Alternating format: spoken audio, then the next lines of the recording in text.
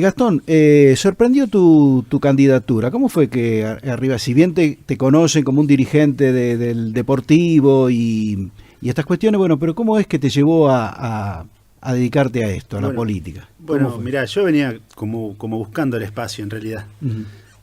Ya había rechazado un par de propuestas y bueno, esta a partir de Manes en la conducción y cómo se dio la convocatoria al espacio sin cuestionamientos y sin miramientos ni nada. O sea, yo lo que tengo es absoluta libertad, nadie me dijo si tengo que hablar de tal o cual cosa. Así que se generó un grupo muy, muy lindo, muy interesante. Me gustó la propuesta. Me pareció que yo le podía aportar algo al ciudadano común, al de a pie. Me parecía que faltaba un poco de olor a humo de salamandra en el olor a rancho, decía olor a rancho, olor a rancho, decía mi abuelo. Alguien que tenga una mirada por ahí más al ras del piso. Uh-huh. Y me pareció que desde ese lugar le podía aportar al empleado común, al empleado, al comerciante, a toda la gente del distrito. ¿Hay un divorcio, de acuerdo a tu mirada o a la mirada de ustedes, hay un divorcio de la política con los más necesitados? Absolutamente, absolutamente. Hay una diferencia. El político hoy tiene una solemnidad y una forma y una mirada tan estrecha y tan corta de lo que es la gente común, uh-huh. La gente de a pie, la gente como uno, que somos trabajadores. Uno tiene que tratar de transitar la vida a partir de ir viviendo experiencias satisfactorias y no ser una carga todo el tiempo. Y hoy el político hace que uno se acostumbre a vivir de esa manera. Y entonces, a veces, uno medio filosofando, si se quiere, sí, por supuesto. quiere llegar al final de su vida y decir, bueno, ¿cómo viviste tu vida? Uh-huh. ¿Cómo la viviste? ¿Cómo pudiste? Sí, la viví como pude. Pero también de ratos como quise. Uh-huh. Entonces, me gustaría llegar al final de mis días y decir, bueno, viví como pude, pero también como quise. Claro. Entre el querer y poder sería, ¿no? Un equilibrio entre el querer y poder. Claro. Sí, a veces yo veo eso. Tenemos un 50% de pobres, viene en ascenso la pobreza, esto hay que decirlo. En el año 73 teníamos 4% como dato de pobres y fue avanzando la democracia y llegamos a un 50% de pobres, donde han estado todos los gobiernos. Han estado, sí, acá no es una cuestión de tal o cual gobierno. Claro, exactamente, han estado todos los gobiernos presentes, desde los conservadores, radicales, todos, peronistas liberales, todos. Entonces, y ver o sea, una camada de políticos ricos todos, uh-huh. y todos aspirando a ser políticos para ver cuánta pueden juntar, y eso es desesperante. Bien, es desesperante. Claro, ahora ¿es solo responsabilidad de los políticos? ¿Tiene el político el poder, la pregunta, o también le cabe a los verdaderos poderosos? Digo, a la Asociación de Empresarios Argentinos, digo a Paolo Roca, bueno, lo nombro también a Mauricio Macri. Sí, pero por ahí juegan con la necesidad de la gente. Uh-huh. Yo he visto el reparto que aparece, y eso a veces te da mucha bronca, porque empiezan a anunciar obras y plata y esto y otro. O sea, entonces vos te pones a pensar y decís, pero que ya la tenían y la guardaron para ahora. O sea, tan idiotas somos. Uh-huh. Que decís, bueno, que la tenían y la anuncian ahora porque claro. 2 años la tuvieron guardada. No. Yo creo que lo que vos decís es exactamente lo que pasa. Uh-huh. Hay un desdibujamiento de los gobiernos nacionales o del gobierno nacional y muchas decisiones son tomadas por los grandes grupos empresarios que pasan por encima del gobierno nacional y a veces ponen condiciones para establecerse, gobiernan. En economía se llama la cara desagradable de las organizaciones, cuando es el poder de esos organismos, en muchos casos son multinacionales, otros son grupos económicos locales, pasan por encima establecen manejan regulaciones o digamos, ponerle las mineras, claro. Tienen más poder una minera que no importa si contamina, porque tiene contratos con el gobierno local, el provincial, y le deja grandes regalías a ese gobierno, entonces acepta tranza, digamos. Sí. Hoy lo que se está viendo es que hay, por un lado, un desdibujamiento del gobierno nacional, y lo que se estima es que va a haber una revalorización de los gobiernos locales, de los gobiernos municipales. Uh-huh. Eso es lo que está ocurriendo. Pero sí, los poderosos, a los poderosos hay que... si los poderosos invierten y dan trabajo, está bien. Lo que hay que hacer es controlarlos. Uh-huh. ¿Y esa sería la tarea del poder político? Si podemos llamarlo poder. Exactamente. Uh-huh. Bueno, pero lo que pasa es que le cuesta al poder político encaramarse sobre ese otro poder, porque ese otro poder está muy, muy asentado y viene desde hace muchos años afianzándose, y bueno, y a veces no es fácil tampoco para el poder político. Voy a decir algo que a lo mejor suena mal, pero hacer las cosas bien, porque a veces se ve presionado o se queda sin poder decidir, como yo te decía, en determinados casos donde estos grupos de poder o grupos económicos tienen más poder que la política. Uh-huh. Y eso hay que cambiarlo, pero en eso creo yo que ahí es donde tenemos que estar unidos todos los argentinos, y a veces cuando la ciudadanía, si está conforme con el gobierno que lo gobierna, también tiene que apoyar a los gobiernos, porque a veces los gobiernos tienen que hacer alguna cosa que no es agradable del todo, pero que tal vez es necesaria para poder salir adelante.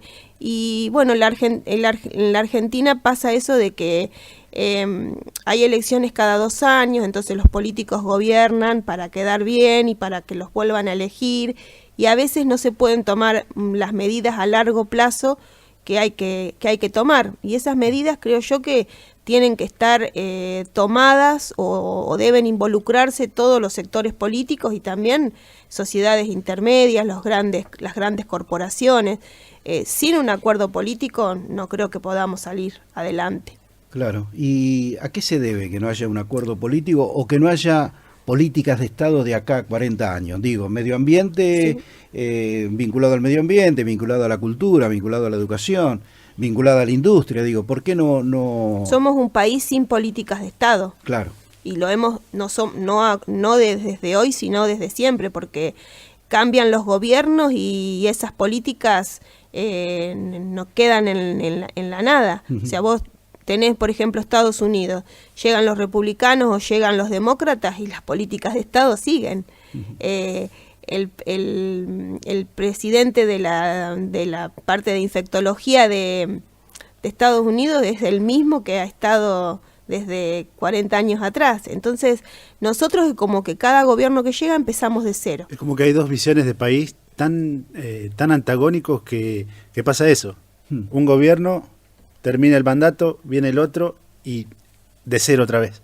Y así sucesivamente, no importa, o sea, no estoy diciendo cuál es mejor y cuál es peor, sino que es como empezar de cero cada 4 años. Entonces, no hay políticas a largo plazo, porque van derribando cualquier intento por cambiar las estructuras. Uh-huh. ¿Y qué se podrá hacer para que haya políticas, no? O porque ahí yo lo que noto es que vemos 2 proyectos de país, guste o no guste. Un proyecto de dependencia, tal vez me equivoco con este diagnóstico que digo. Un proyecto de dependencia, creo que tenemos, para usar un término que usó Arturo Jauretche, cipayos, que hacen y provocan vender el país, entregar los recursos, y hay otro que está pensando realmente en que esté bien el ciudadano, ¿no? Que estemos bien los argentinos, que estemos bien los que somos de acá. Llámese qué sucede con las mineras, qué pasa con la hidrovía, o con el Paraná, qué pasa con todo eso. Digo, hay 2 proyectos de país, digamos, ¿seguimos siendo una colonia o una semicolonia o vamos a ser un país soberano, no? Deberíamos ser un país soberano. Uh-huh. Un país soberano necesita inversiones extranjeras. Yo creo que todo pasa por el control que ejerce el Estado. Es decir, inversiones extranjeras, ¿bajo qué condiciones? ¿Bajo qué recaudos? El control, digamos, las condiciones las tiene que poner el gobierno local. Pero, bueno, en eso hay que pensar qué país queremos ser. Yo no quiero ser ni dependiente ni cerrado al mundo. No, claro.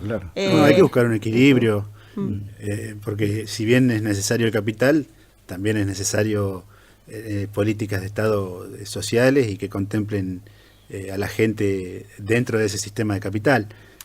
Hoy hasta China, incluso, que es un país, era un país cerradamente comunista, se abrió a los mercados y se abrió al mundo, y es una de las potencias universales. Claro. Yo creo que nuestro mayor problema radica en la forma en que Argentina se insertó en el mercado internacional. Desde sus comienzos, Argentina se insertó como un país dependiente, productora de materias primas. ¿Por qué? Porque en ese momento, en el momento en que surge el capitalismo, los países imperialistas estaban en plena expansión industrial y necesitaban alimentos para su gente. Entonces, bueno, vamos a Argentina, como hicieron los ingleses, les hacemos los ferrocarriles, para que así de ese modo podemos sacar todos los alimentos que nosotros necesitamos, y Argentina lo tenemos como proveedor de alimentos y nosotros después les vendemos las manufacturas. Entonces, Argentina ha tenido, excepto durante el gobierno de Kirchner, ha tenido términos de intercambio negativos.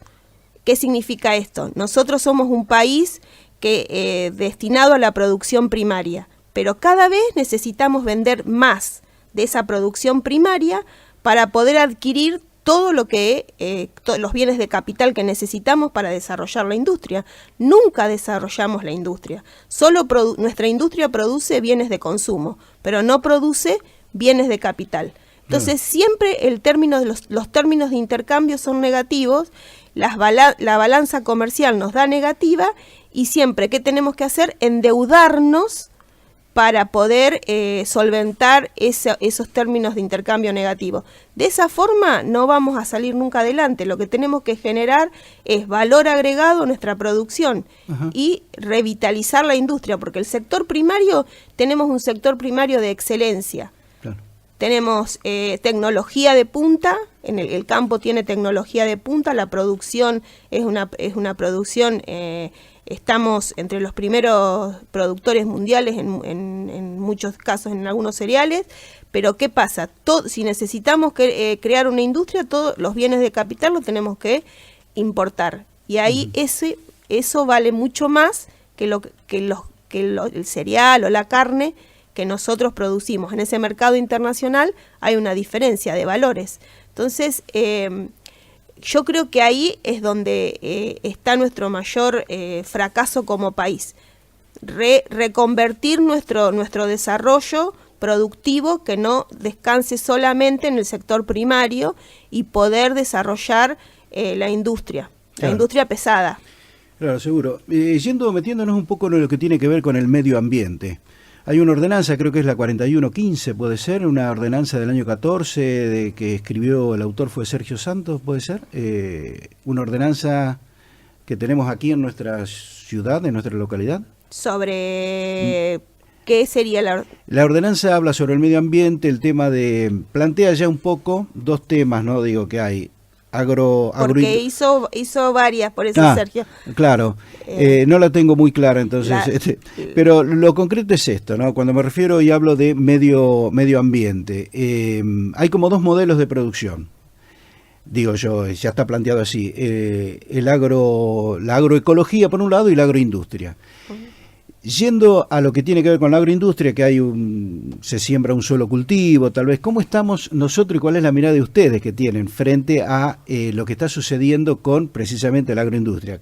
Si tienen cuantificado qué cantidad de agrotóxicos se están tirando, qué impacto está teniendo en nuestro territorio, en fin, todo eso que tiene que ver precisamente con el equilibrio ecológico, ¿no? Digo, ¿cómo lo tienen cuantificado, lo tienen visto a todo esto? Acá sí, esa ordenanza que vos decís es la ordenanza que establece los límites a partir de los cuales, por ejemplo, no se pueden utilizar los agroquímicos, y pues la obligación del gobierno municipal hacerlos respetar.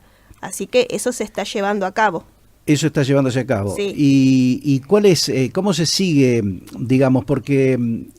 ¿Cómo se sigue mejorando? Creo yo, porque hemos llegado a un límite en el planeta, ¿no? Sí. Hay desmonte, se explotan... Sí, el mundo está tratando de girar hacia la ecología muy gradualmente y quizás no es suficiente. No es suficiente porque vemos, por ejemplo, acá en Pinto, vos vas al basurero y encontrás bidones de agrotóxicos, o sea, hay un desmanejo absoluto. Y de repente también nos encontramos con que en el apuro de hacer un buen manejo de la basura y querer esconderla, enterraron la basura de los pueblos del distrito. Y es un crimen, pero aberrante. La verdad que lo hemos visto, nos mandaron fotos de Granada, de Germania. Eso es un relleno sanitario que lleva un proceso muy largo de mucha, o sea, mucha tecnología. O sea, vos no podés, si no, imaginarte que sería tan sencillo que todo el mundo entierre la basura, se terminarían los problemas, pero no, eso contamina las napas, hace verdaderamente una tragedia. Claro. La producción orgánica es una alternativa a lo que vos decís. Actualmente el costo es bastante alto, el de la producción orgánica, pero yo creo que hay que empezar, hay que instalar los temas y que es algo que debe ir desarrollándose paulatinamente en el tiempo. Es ahí hacia donde tenemos que ir. Claro, un cambio de paradigma en el consumo y en la producción. Exactamente. Sería. Lo que pasa que los cambios de paradigma, bueno, como es algo claro, muy... siempre es mucho más costoso, entonces... pero lleva más tiempo. Los cambios de paradigma son, digamos, especies de mini revoluciones. Ajá, sí. Que en realidad son eso, los cambios de paradigma que se van dando. Tiene que haber un cambio de principios en lo que vos decís, tanto en la producción como en el consumidor, pero bueno, Pinto, como todos los distritos de la zona, yo creo que paulatinamente van a ir camino a eso. Ya existe otra concientización sobre el cuidado del medio ambiente. Hay que trabajarlo mucho en las escuelas, con los chicos son muy receptivos ante estas cosas. Hay que apoyar también. Hay grupos de personas que no logran ser ni cooperativas ni microemprendimientos por ahora, pero que, digamos, abocadas al promotores, cuidado. Claro, promotores. Grupos, bueno, hay en Granada, hay acá en Pinto, con respecto al reciclado, entonces ahí es donde por ahí también el municipio yo creo que debería darles una mano, a ver qué necesitan. En Granada hay un grupo de mujeres que están juntando el plástico y bueno, por ahí necesitan a veces trasladarlo a un lugar donde se recicle, hasta tanto la planta todavía no está funcionando, la planta de reciclaje acá en Pinto, y bueno, ahí yo veo como que está un poco ausente el municipio. Hemos presentado algunos proyectos y sostienen que bueno, que cuando la planta de reciclaje esté en funcionamiento, pero hoy no está en funcionamiento, entonces si no está en funcionamiento, utilicemos otra estrategia momentánea hasta tanto eso se puede implementar, y yo creo que ya deberíamos estar haciendo trabajos de concientización, porque no dentro de mucho tiempo la planta va a estar en funcionamiento, y bueno, hay que convencer a la gente de que en su casa separe los residuos, así que hay que trabajar. Es un granito de arena en realidad lo que podemos aportar desde ese sitio, porque todos sabemos que la gran contaminación la producen 5 o 6 empresas en el mundo, más la emisión de dióxido de carbono de los autos y demás. Pero bueno, es nuestra responsabilidad lo que nos toca. O sea, nuestra basura, bueno, vamos a tratar de reciclarla, de llevarla al mejor lugar posible. Claro. Pero bueno, todos sabemos que la contaminación mundial no depende si yo tiré la cáscara de banana en el tarro verde o en el azul. Seguro. Las elecciones son ahora el 12, el 12 de septiembre. ¿Y qué los diferencia de la otra lista? ¿Son los únicos que están en la interna? ¿Si hay una diferencia? Sí, la diferencia esencialmente viene marcada por la pertenencia a un partido político dentro de esa alianza, que esa coalición que ya explicamos. Nosotros pertenecemos en nuestra gran mayoría o representamos a la Unión Cívica Radical, y el otro sector es un sector que representa al PRO, que nosotros estamos representados por Facundo Manes, como la cabeza de lista de diputado nacional. A senadora provincial está Erika Revilla, que también es una intendenta que gobierna acá el distrito de General Arenales. A nivel, en el caso de la otra lista, la cabeza de lista es Santilli. Santilli es una persona que no es bonaerense, o sea, viene de Capital, ha estado trabajando en Capital, es gente del PRO, y también creo yo que la mayor diferencia es el arraigo bonaerense que nosotros tenemos. Todos los integrantes de la lista son bonaerenses. Está Emilio Monzó, Margarita Stolbizer, bueno, a nivel, acá senadores provinciales, tenemos Eugenia Gil, Agustín Máspoli, D'Aleto, de Chacabuco, de Bragado, Eugenia Gil, o sea, somos bonaerenses. Entonces, es hora de que la provincia de Buenos Aires empiece a ser gobernada por bonaerenses. Los últimos gobernadores han venido siempre, excepto Felipe Solá, han venido siempre de Capital, y bueno, los bonaerenses queremos ser gobernados por bonaerenses, porque nosotros conocemos nuestra tierra, nuestras necesidades y nuestra idiosincrasia, que es totalmente diferente a la de Capital Federal. Seguro. Así que esa es nuestra mayor diferencia.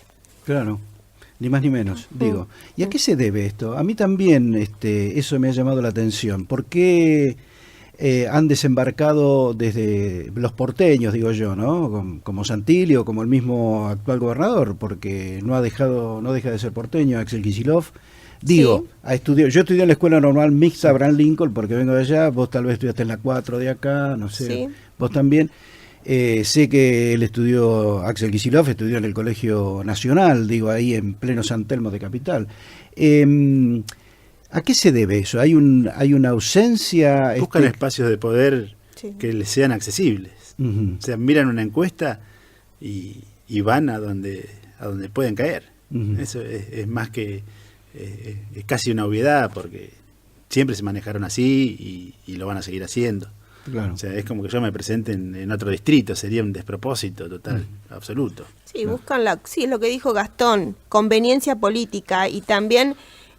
armados políticos. Armados superestructurales por arriba. Superestructurales, entonces se sientan en una mesa y diseñan como si diseñaran una conquista territorial. Ajá. Entonces, vos, este soldadito lo vamos a poner acá porque de acá nos conviene, desde acá después podemos desembarcar en tal lado. Vos pensá que el PRO, en el 2015, cuando... la UCR le prestó toda la estructura política. Seguro. O sea, los que repartíamos la boleta y éramos todos del radicalismo. Y el PRO diseñó una estrategia, la verdad que no sé cómo los radicales de ese momento no se dieron cuenta, pero todas las ciudades más importantes de las diferentes secciones electorales están en manos del PRO. Pergamino, Bahía Blanca, Mar del Plata, Junín, La Plata, y eso fue algo pensado y diseñado. Y bueno, y como eso diseñan ese tipo de cosas, por ejemplo, ahora llevar a María Eugenia Vidal a Capital. No, entonces la verdad que yo ya no sé si era de la provincia o si era de Capital, porque a mí sinceramente hasta me parece una falta de respeto al votante. Porque sos de un lado o sos del otro. O sea, no puedes ser provinciana cuando te conviene y capitalina cuando te conviene. No sé, nosotros por ahí tenemos otra mirada de eso y un poco más de prejuicio con respecto a esas cosas, porque sos o no sos. Seguro. Ya nos tenemos que ir. Increíble la charla, para mí está más que interesante, es la hora 12:57, 58 ya, y bueno, como se dice, los micrófonos están abiertos, tenemos que ir cerrando el programa, está abierto para que digan lo que necesiten decir. Bueno, nada, te quería agradecer a vos, Lucas, por el espacio, y bueno, seguiremos trabajando para tratar de cambiar la realidad de la gente del distrito. Para eso estamos, a eso vinimos, sabemos lo que queremos. Estamos convencidos de que por el camino que elegimos vamos a ir a buen puerto, que la gente confíe en nosotros, que vamos a trabajar para ellos y por ellos. Así que bueno, muchas gracias. Bueno, sí, me sumo a lo que dice Gastón y retomo algo de lo que hablaste antes con Gastón. Nosotros siempre estamos en contacto con la sociedad toda. Hemos, en lo personal, en mis 4 años de concejal, he visitado los distintos distritos, las distintas localidades del distrito, y generalmente he estado más con la gente que más vulnerable que con los no tanto. Los conozco, he caminado, he ido a sus casas, hablo con ellos, sé de sus realidades. En realidad es lo que más me preocupa, sus falencias y sus grandes necesidades, y llevar su vida adelante con esas necesidades y con tantas cosas que le faltan. Así que bueno, siempre me ha gustado ser su voz, y bueno, es lo que voy a seguir siendo. Siempre he estado a disposición de quien necesite algo, necesite una inquietud, transmitirla.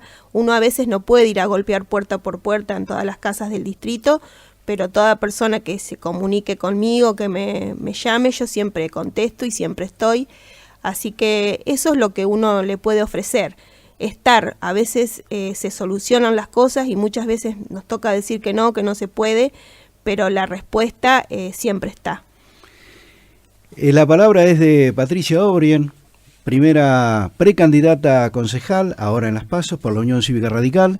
Estuvo también Gastón Galvo, segundo precandidato. Y bueno, han sido ustedes muy amables y seguiremos estando en contacto. Gracias. No, gracias a vos, Diego. Gracias a ustedes.